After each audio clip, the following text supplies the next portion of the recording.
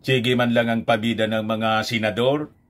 Pagkatapos, doon sa Senate hearing ng Committee on Women, ni Risa Ontiveros, kumampi pa sila kay Pacquiao kaysa doon sa mga nagre-reklamong alleged victims ng pastor.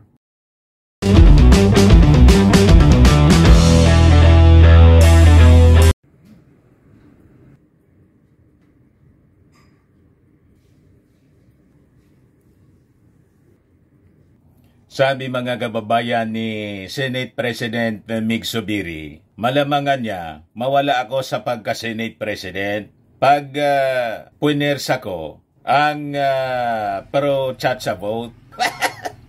Bakit naman kailangan mong ipuwersa? Di ba? Di ba ang pagboto, mga kababayan, kusang loob dapat, kaya nga boto, democratic, walang sapilitan. Kaya lang makikita mo sa isang leader, mga kababayan, kung siya ay isang magaling na leader. Pag ang leader po, sinusunod ng kanyang mga kasama, kung ano yung agenda na ikakaganda ng ating bansa, ang ibig sabihin niyan, magaling na leader siya. Tama po? Pero pag halimbawa, hindi ka man sinusunod, malinaw na mahinang leader. Di ba? Hindi tulad po ni Martin. Very strong leader si Martin Romualdez. Imagine, napakarami nila sa Kongreso. More than 300 members of Congress. Magagaling na mga kongresista. Most of these congressmen, mas magaling pa sa mga senador. Tingnan ninyo yung mga educational qualifications nila, mga credentials nila in experience. Mas magaling pa sa mga senador. Yung mga senador, karamihan dyan, sikat kasi artista. Ganon lang po. Pagdating po sa mga credentials, malayo po. Pero kayang-kaya ni Martin Romualdez. Kasi si Martin nire-respeto ng kanyang mga kasama bilang isang magaling na leader. Si Migs po, yan ang sabi niya dito. Zubiri says he will lose post if pro-chacha vote is forced. Bakit mo naman ipupuwersa? Sino nagsabi sa inyo? Napilitin yung mga kasama? Di ba? Walang nagsabi sa inyo na pilitin. Hindi man ganon yung sinabi ni Martin Romualdez nung magkausap kayo. Ito yung sabi ni Martin Romualdez. Ako naniniwala sa liderato ng Senado, lalo na kay Senate President Mig Zubiri. Kakayanin niya lahat at makukumbinsi niya lahat ng mga kasama niya sa Senado. Walang sinabi po na ipupuwersa, kundi kukumbinsihin. Mali man yung pagkaintindi ni Mig sa sinabi ni Martin Romualdez. Parang minamasama ninyo yung napakaganda nga yung pagkasabi ni Martin Romualdez na naniniwala siya sa inyo pong kakayahan. Ngayon kakayanin niya lahat at makukumbinsi niya lahat ng mga kasama niya sa Senado. We understand the challenges, pero the Senate has always lived up to the challenge. Magagaling yung mga senador natin, and I know that they know what is good for our people. Sabi po ni Speaker Martin Romualdez. Na-pressurean niya Mr. Marabilia si Migs.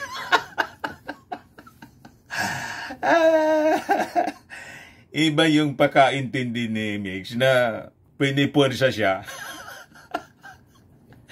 Na-pressure po kay Martin Romualdez kasi magaling si Martin. But before ko mga kababayan ibigay sa inyo yung full story at iba pang mga kwento rito, click subscribe muna dito sa ating YouTube channel and hit the notification bell para lagi po kayong updated sa mga kaganapan dito sa ating bansa. Yung mga magagandang balita, hindi yung mga toxic. Yung papakinabangan ng ating mga mamamayang Filipino. Like and share na rin po ninyo ng ating video. And wag na rin po ninyo na skip yung ating mga commercial ads para tuloy-tuloy lang ang pag-unlad ng bagong Pilipinas. Sa mga naganap ng malinis and spacious fitness gym, punta lang po kayo sa aming Colossal Fitness Gym. We also offer Grab car rental with our brand new 2023 model ng Toyota Innova. We also accept booking for those who are planning to travel via PAL, Cebu Pacific, and other airline companies, local and international, and bills payment for Meralco Bills, PLDT, etc. Kahit saang bansa po kayo gusto na mag-travel, pwede na kayo magpabook online. Bumili ng plane tickets dito po sa amin. Pati sa mga hotels, pwede kayo magpabook. May Grab, may bayad center na po kami rito at may Paymaya. Ang Colossal Fitness Gym is located at 3rd floor Security Bank Building, Lanco Business Park, Legazpi City, Albay. For inquiries, look for Chilon Maravillas. Contact number 0966-802-0949.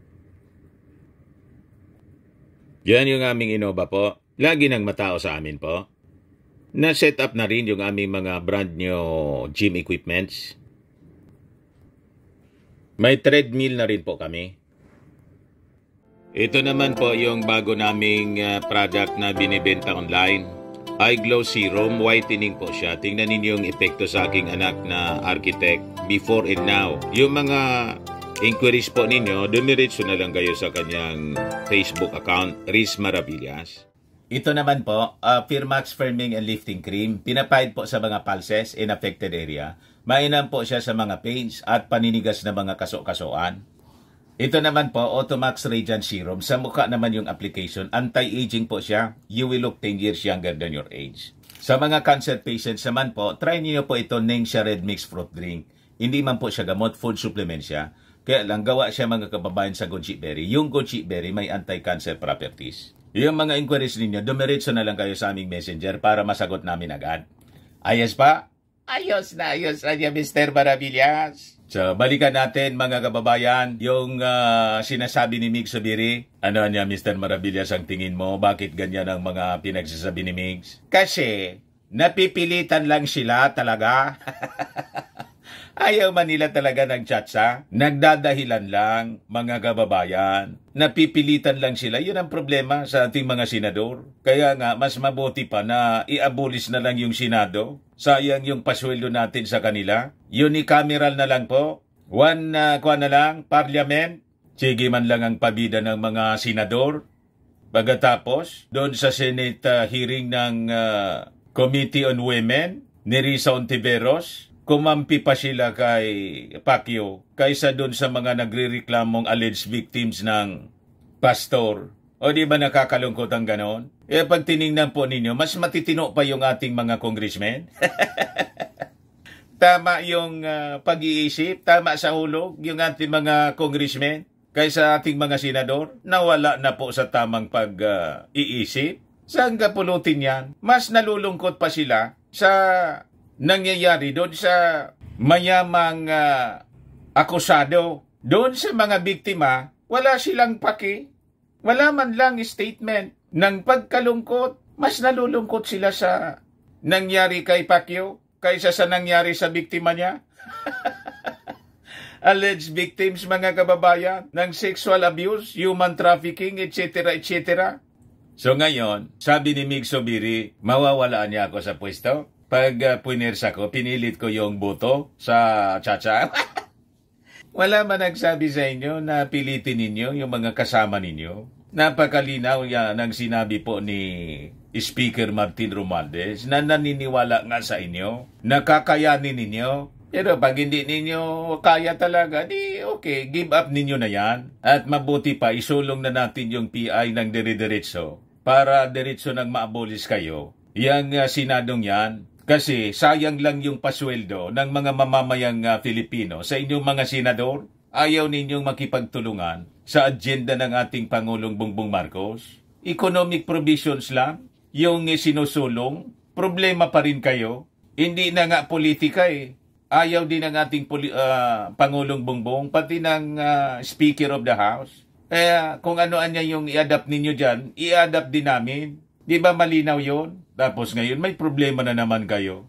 May problema pa rin kayo. Yung sabi niya dito, if I order them to do that, indeed, I will no longer be the Senate President.